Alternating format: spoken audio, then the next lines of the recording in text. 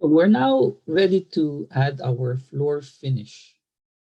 So for this exercise, we need to add a 10 to 16 millimeter thick floor finish to our universal washroom. So the material could be any type of tile or laminate flooring. So we're going to do that. We're going to go to our Revit file and make sure you deselect and click on floor. Okay? So any architectural floor. Oops. And select any generic floor, right? So we have here wood. We don't want wood maybe in our washroom, especially since this is an office space, but we can also do that. Shouldn't be a problem. But here, we're just going to use a generic floor. Let's edit the type, right? And duplicate. Yeah, don't forget to duplicate. So 16 mm. Let's use 16 mm. 16 mm. Let's see. Marble. Wow. Okay. So maybe we'll just say tile floor for now. Okay. Click OK. Edit. Change this to 16. And then change the material. Let's see what we can find. Tile. Ceramic tile. Yeah. Ceiling tile. Ceramic tile. Let's just use a vinyl VCT. Right? I'll just use a ceramic tile for this one. Again, right? You can change the color, but if you're going to use the same material with different colors, then make sure you duplicate the material. So I'm just going to accept this for now. Click OK. But this is where you're going to change it, right? Under appearance, so that when it renders or when you render, you're going to see a shade of brown color. Okay, so you can always change that. And to make it unique, duplicate the material, right? Make sure you click on duplicate this asset before changing the color or other information. Okay. Click OK. And there you go. Now I'm going to click OK and OK again. So for this one, let's just say pick walls and see what happens. Now, can you place tiles to the two areas? It's not really advisable, right? Especially because during construction, we normally would build this plumbing wall, right? Put the fixture and then we add the floor last. So let's just trim.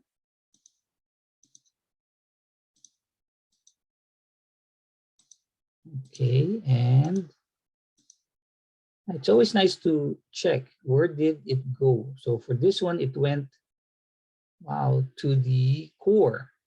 So maybe that's not what we want. Maybe we want it just under the gypsum. So let's see.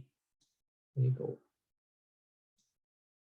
So normally we would have, I think that's already good, right? So either we place the tiles before we place the gypsum, or we place the gypsum and then we place the tiles. So depends on the contractor, right? But for this one, I'm just going to place it under the gypsum. Okay. Click OK. Okay, now it's saying that it overlaps. No, we don't want it to be joined, right? So we'll say no. Now, I think what happened is that my floor finish is embedded in the concrete, which is not what we want. So did I do that in purpose? Well, not really. I wasn't just thinking, but it doesn't matter because this is Revit, right? We can always revise it. There you go. See, what we want to do really is to bring this up by 16 and place it on top of the concrete slab. That's what we want to do. Okay? Now, while this is selected, I can actually copy this. Let's see what will happen. Copy this from here to there. Since I think they're the same size, if I'm not mistaken. So let's go look at it in 3D, see what happened. Nope, they're not the same size, but yeah, I think because when we made this, we said 3,000 on center, but then the thickness of the walls are different. Okay, so this one goes, or the size is 3,000 to the core, right? Which is normally what it would measure. So if I want the 3,000 clear, I'm just going to bring this dimension. Let's see if I can do that. Nope, doesn't want me to do it.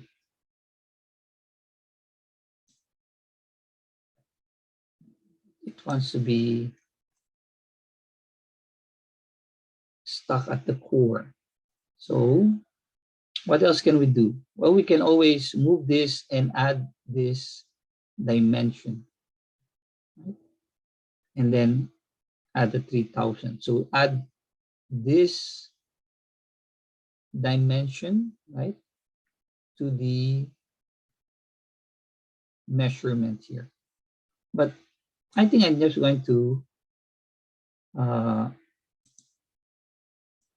edit the boundary instead and make it smaller. Okay, is that the gypsum? Yeah, it's the gypsum. Okay. So up to the gypsum.